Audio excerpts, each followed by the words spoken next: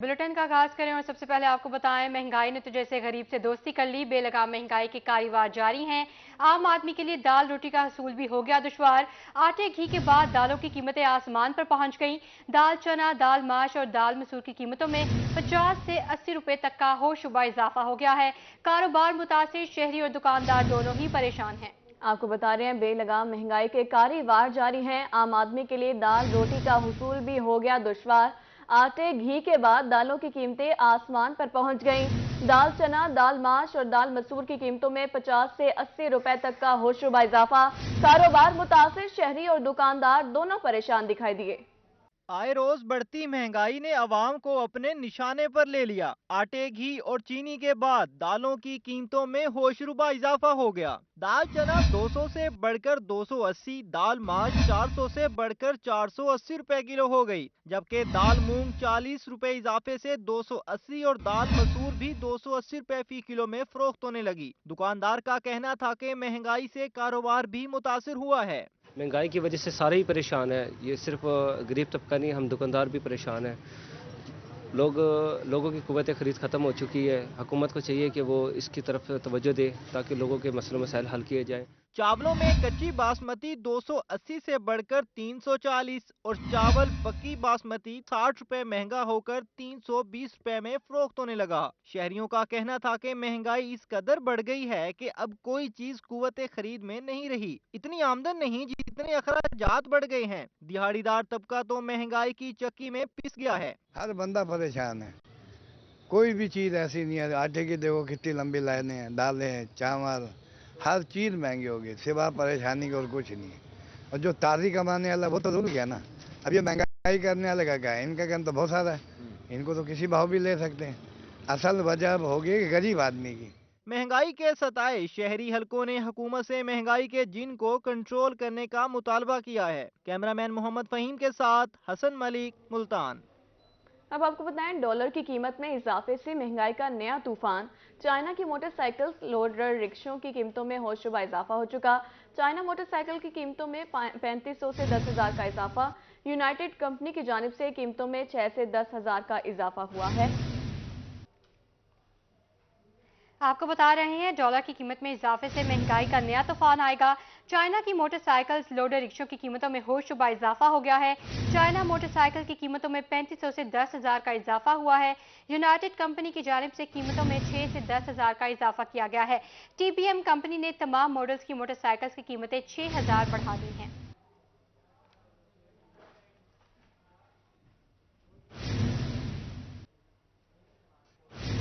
सोने की कीमतों के हवाले से बात करें और आपको बताएं, डॉलर की ऊंची उड़ान के बायस सोने का रेट बेकाबू हो गया है। 24 घंटों में सोने की कीमत में 3,000 रुपए का इजाफा। 24 कैरात सोना 2,08,000 रुपए फी तोला हो गया। 22 कैरात सोना 1,90,666 रुपए फी तोला हो गया है। सोने की बढ़ती कीमतों से शहरी और दुकानदार दोनों ही परेशान हैं। सोने की बढ़ती उड़ान के हवाले से आपको बता रहे हैं, डॉलर की उड़ान के बाद सोने के रेट भी बेकाबू हो गए हैं। 24 घंटों में सोने की कीमत में 3,000 रुपए का इजाफा देखा गया। 24 के रात सोना 2,08,000 रुपए फी तोला हो गया। 22 के रात सोना 1,90,666 रुपए फी तोला हो गया है। सोने की बढ़ती कीमतों से शहरी और दुकानदार दोनों परेशान।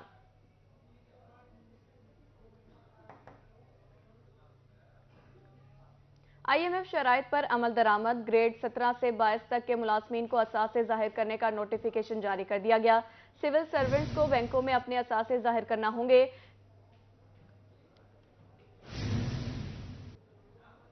FBI बैंकों को सिविल सर्वेंट्स के असासों की तफसीलात पेश करेगा। बैंक सिविल सर्वेंट्स के असासाजात को खुफिया रखने के पाबंद होंगे। नोटिफिकेशन के मुताबिक तमाम बैंक 31 जनवरी और 31 जुलाई को अफसरान की तफसीलात FBR को देंगे। आपको बता रहे हैं, IMF शराइत पर अमल दरामद। ग्रेड 17 से 22 तक के मुलाजमीन को असासे जाहिर करने का नोटिफिकेशन जारी कर दिया गया है। सिविल सर्वेंट्स को बैंकों में अपने असासे जाहिर करना होंगे। FBR बैंकों को सिविल सर्वेंट्स के असासों की तफसीलात पेश करेगा। बैंक सिविल सर्वेंट्स के असासे जात को खुफिया रखने के पाबंद होंगे। आपको बता रहे हैं IMF शराइत पर अमल दरामद होगा। ग्रेड 17 से 22 तक के मुलाजमीन को असासे जाहिर करने का नोटिफिकेशन जारी कर दिया गया है। सिविल सर्वेंट्स को बैंकों में अपने असासे जाहिर करना होंगे।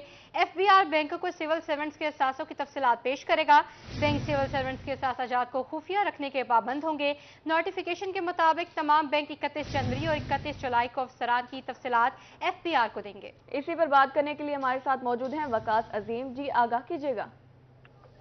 जी, पाकिस्तान और IMF के दरमियान पॉलिसी लेवल के मुज़ाकरात जारी हैं और पाकिस्तान ने IMF की शराइत पर अमल दरामद करते हुए आज एक नोटिफिकेशन जारी किया है, जिसके तहत ये ग्रेड 17 से ग्रेड 22 तक के जो अफसरान है उनके लिए ये लाजमी किया गया है कि वो अपने असासे अपने अपने बैंकों में जमा कराएंगे और 31 जनवरी और 31 जुलाई साल में 2 दफा ग्रेड 17 से ग्रेड 22 तक के अफसरान को अपने असासे पेश करना होंगे। इस सिलसिले में बैंक जो है वो अपने फोकल पर्सन मुकर्रर कर देंगे और FBR के लिए ये लाजमी होगा कि बैंकों के कहने पर वो अपने जो अफसरान हैं उनके असासे बैंकों को पेश करेगा, लेकिन बैंकों को ये हिदायत जारी की गई है कि वो तमाम अफसरान के असासों को खुफिया रखने के पाबंद होंगे। जी, खुफिया रखने के पाबंद होंगे। बहुत शुक्रिया वकास अजीम।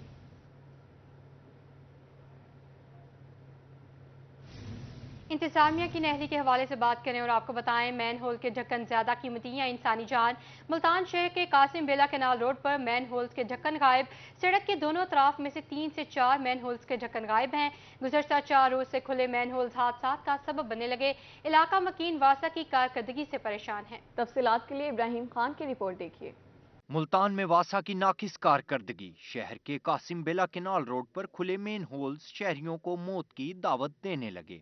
सड़क के दोनों इतराफ में 3 से 4 मेन होल्स के ढक्कन गायब हैं। खुले मेन होल्स हादसात का सबब बनने लगे। शहरी कहते हैं कि इस इलाके में वासा को काम करते बहुत कम देखा है। इतने दिन से यहाँ मेन होल्स खुले पड़े हैं, अब तक किसी ने कोई एक्शन नहीं लिया। महीने में 1-2-3 दफा ये ढक्कन 1 दफा 2 दफा बनाते हैं और आर्जी ईंटें रख के बना जाते हैं।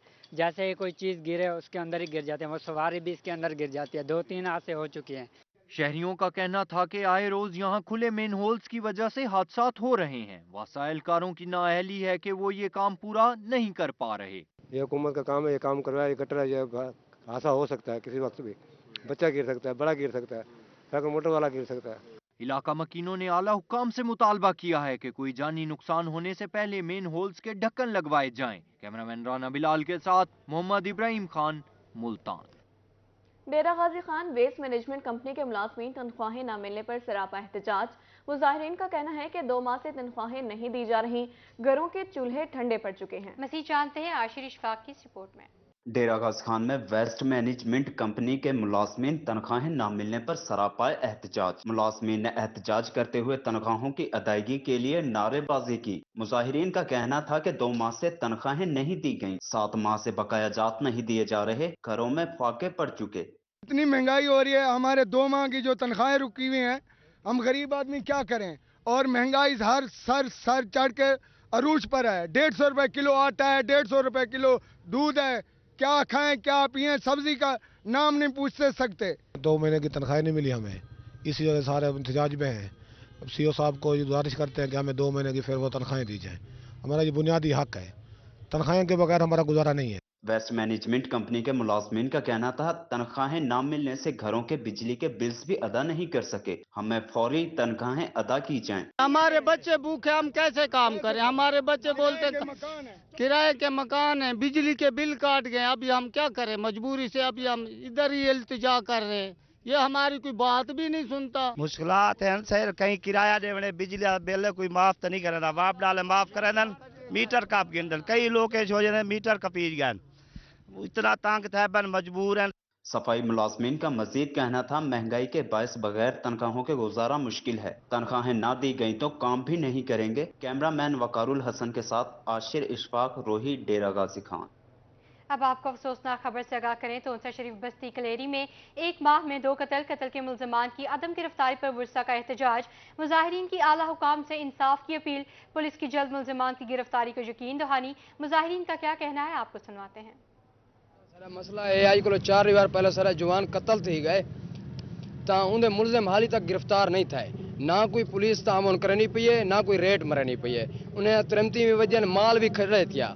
जवान और बिले बैठन अंधा घर बाकायदा पुलिस ना राब्ते चन पुलिस जरे वेले निकल दिया उन्हें को राब्ता करके निकल दिया साने पै सही थी वञो मुलजमान ते पुलिस दी चौकी दे घर को कम अज कम 70 को 80 फरलांग दा फासला है सर अजन भी अगर मुलजम गिरफ्तार नहीं थे तो अस क्या आख सकते हैं इंतजामिया की असा ना अहली ही आख सकते हैं पुलिस की सरपरस्ती जे कतल थिया पे बाकायदा पुलिस आप करवाई पई है तुसा कतल करो उन्हें नाल कोई मुक मुका थई उसी सारे कातिल हाल गिरफ्तार नहीं थे आज को 4 दीवार पहले सारा मामा हुसैन ही कतल थे डाचा चरा के वल्याना मगरब नमाज पढ़ी सी जवान लुके बैठे हैं 3 जवान उन्हें पिस्टल दे 3 फायर मारियन शहीद कर सके उन्हें को उनके को 1 महीना पहले इनाम मुलजम अब्दुल रजाक नामी नौजवान को शहीद किए तो उनके कातिल भी इन्ने कातिल भी हारी गिरफ्तार नहीं थे सर क्यों गिरफ्तार नहीं थे हुण भी जरा मकतूल शहीद थिया पे उनके बेटे को वला ने pan.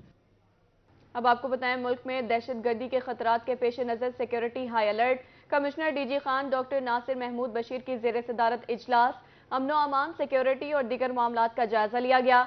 RPO captain retired Sajjad Hassan Khan और दीगर अफसरान मौजूद। डीजी खान मुजफ्फरगढ़ लिया और कोटद्दू के डिप्टी कमिश्नर्स डीपीओज मौजूद। डीसी मोहम्मद अनवर बरियार कैप्टन रिटायर्ड समीउल्लाह फारूक फरहत हुसैन और राना मोहम्मद हुसैन की शिरकत। डीपीओज अहमद नवाज मोहम्मद नासिर सियाल और तनवीर अहमद मलिक शरीक। एडिशनल कमिश्नर कोऑर्डिनेशन खालिद मंजूर एडिशनल डिप्टी कमिश्नर इशफाक सियाल भी मौजूद।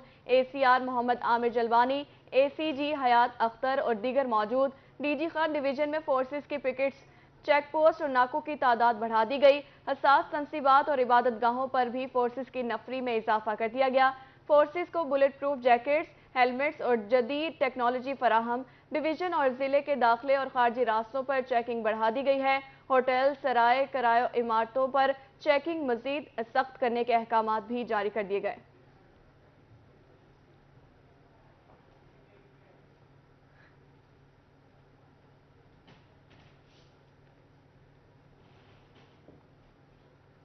जहांपुर के हल्का N193 का जिमनी मार्का इलेक्शन के पहले मरहले का प्रोसेस मुकम्मल। रिटर्निंग ऑफिसर शहाबुद्दीन ने उम्मीदवारों की फाइनल लिस्ट जारी कर दी। जिमनी इलेक्शन में 11 उम्मीदवार मैदान में उतरेंगे। अमार अहमद खान लगारी को शेर का निशान अलॉट कर दिया गया। पाकिस्तान पीपल्स पार्टी के उम्मीदवार अख्तर हसन गोरचानी को तीर का निशान अलॉट हुआ।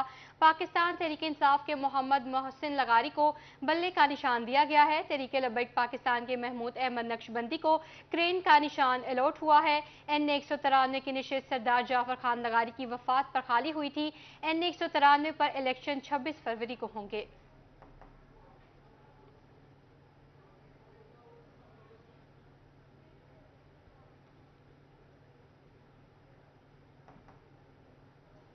में आगे बढ़े और आपको बताया सरगोदा में सालाना उर्स हजरत शाह इमाम सरी साकती रहमतुल्लाह अलैह का आगाज कर दिया गया।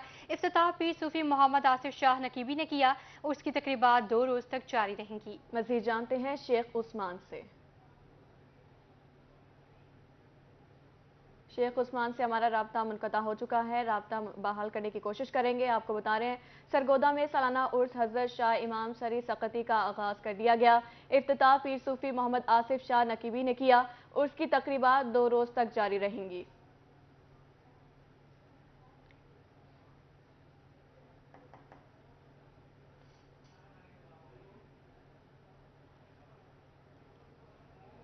आपको बता रहे हैं सरगोदा में सालाना उर्स हजरत शाह इमाम सरी साकती रहमतुल्लाह अलैह का आगाज कर दिया गया। इफ्तिताह पीर सूफी मोहम्मद आसिफ शाह नकीबी ने किया। उसकी तकरीबात 2 रोज तक जारी रहेंगी। शेख उस्मान से हमारा राब्ता बहाल हो चुका है, जी बताइएगा। अच्छा बिल्कुल, इस वक्त मैं मौजूद हूँ सियाल मोड़ के ऊपर आस्ताना आलिया आसफाबाद शरीफ के ऊपर, जहाँ पर जो है सालाना जो उर्स की तकरीब का आगाज़ कर दिया गया हुआ है। इस वक्त उर्स की मज़ीद तफसीलात हम जानते हैं, हमारे साथ मौजूद है इंतज़ामिया और उसकी सर उर्स के हवाले से मज़ीद बताइएगा। अस्सलाम वालेकुम। उर्स आस्ताना आलिया पे आज से शुरू हुआ था 2006 में। 2006 से लेके सालाना उर्स मनाया जा रहा है। यहाँ पर 11वीं शरीफ भी महाना मनाई जाती है। हज़रत शाह सरी सकती रहमतुल्लाह अलैह का यहाँ पर उर्स मनाया जाता है 11-12 रजब को। और यहाँ पर हम आज मगरिब के बाद हमने महफिल इफ्तिताह की है, फिर अब महफिल समा होगी और ये 2 दिन उर्स जारी रहेगा। जी जैसा कि आपने जाना कि इनका यही कहना है कि ये उर्स की तकरीबात जो है 2 रोज़ तक जो है वो जारी रहेंगी और बाकायदा तकरीब का आगाज़ जो है वो कर दिया गया है। इफ्तिताह उर्स का हो चुका हुआ है और बाद नमाज इशा जो है अब वो महफिल समा का जो है इनकाद होगा। शेख उस्मान हमें उर्स के हवाले से बता रहे थे, बहुत शुक्रिया। यूरोपीय ममालिक में कुरान पाक की बेहुरमती के खिलाफ डीजी खान में एहतजाजी रैली निकाली गई। रैली की क़यादत PTI के साबिक MP डॉक्टर शाहीना खोसा ने की। डीजी खान से आपको खबर दे रहे हैं, शुरका ने ट्रैफिक चौक पर भरपूर एहतजाज किया। एहतजाज में पाकिस्तान सुन्नी तहरीक, नून league, Jamaat Islami, PTI, peoples party और TLP ने हिस्सा लिया। रैली में जिले सदर नून लीग मीर मिर्जा तालपुर, जमात इस्लामी के रहनुमा शेख उस्मान फारूक शरीक हुए। साबिक MPA PTI हनीफ खान पताफी ने रैली में शिरकत की है। एहतजाज में जिले सदर PPP शिबली शबखेज गोरी और उलमा कराम भी शरीक हुए। हजारों आशिकान रसूल सल्लल्लाहु अलैहि वसल्लम की एहतजाज में शिरकत। आपको बता रहे हैं, यूरोपीय ममालिक में कुरान पाक की बेहुरमती के खिलाफ डीजी खान में एहतजाजी रैली निकाली गई। रैली की क़यादत PTI की साबिक MPA डॉक्टर शाहीना खोसा ने की। शुरका ने ट्रैफिक चौक पर भरपूर एहतजाज किया। एहतजाज में पाकिस्तान सुन्नी तहरीक, नून league, Jamaat Islami, PTI, peoples party और TLP ने हिस्सा लिया।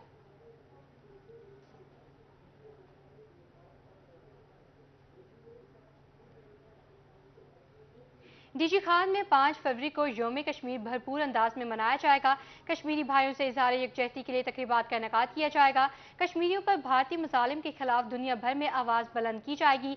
डिप्टी कमिश्नर की ज़ेर सदारत यौम कश्मीर पर तकरीबात के सिलसिले में इजलास में additional deputy commissioner Mohammad Tayyab Khan, Sabir Hussain की शिरकत, DCO civil defence Khalid Karim, director arts council Naimullah की शिरकत, principal centre of excellence Faizullah Tareen, DO population Huma Mehdi Lagari भी शरीक हुई।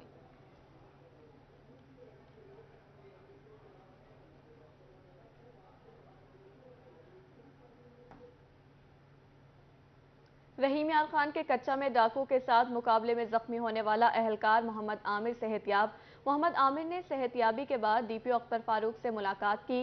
DPO ने अहलकार को अपनी गाड़ी में बिठाकर उसके घर पहुंचाया। अहले इलाका ने पुरतबाक इस्तकबाल किया। इस पर देखते हैं आसिम सिद्दीकी की रिपोर्ट।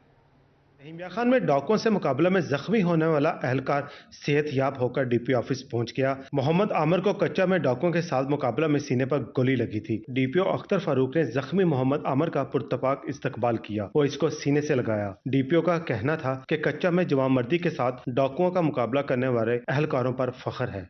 आज के दिन में यकीनन मेरी जिंदगी का बड़ा अहम दिन है। ये लड़के ने सीने पे गोली खाई लड़ते हुए एक्चुअली, और उस मुकाबले में 2 डाकुओं को जो कि हाई वैल्यू टारगेट थे उनको न्यूट्रलाइज किया। मैं इस मौके पे इनके फादर को भी खराज तहसीन पेश करता हूँ। पहले दिन जब हम इमरजेंसी में पहुंचे आमिर को लेके, तो इनके फादर के चेहरे के ऊपर किसी तरह का कोई गम गुस्सा नहीं था, बल्कि स्माइल थी इनके चेहरे के ऊपर, और फख्र से ये बता रहे थे कि मेरा बेटा लड़ा है।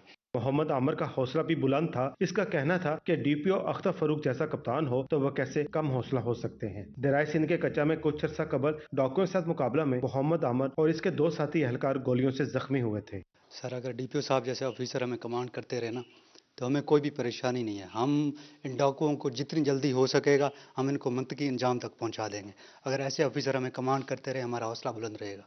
DPO ने मोहम्मद आमिर को अपनी गाड़ी में बैठाकर खुद गाड़ी चलाकर इसके घर पहुंचाया। अहले इलाका ने मोहम्मद आमिर पर गुलपाशी करते हुए पुरतपाक इस्तकबाल किया। कैमरामैन अनवर सुहेल के साथ आसिम सदीक, रोही, रहीम यार खान।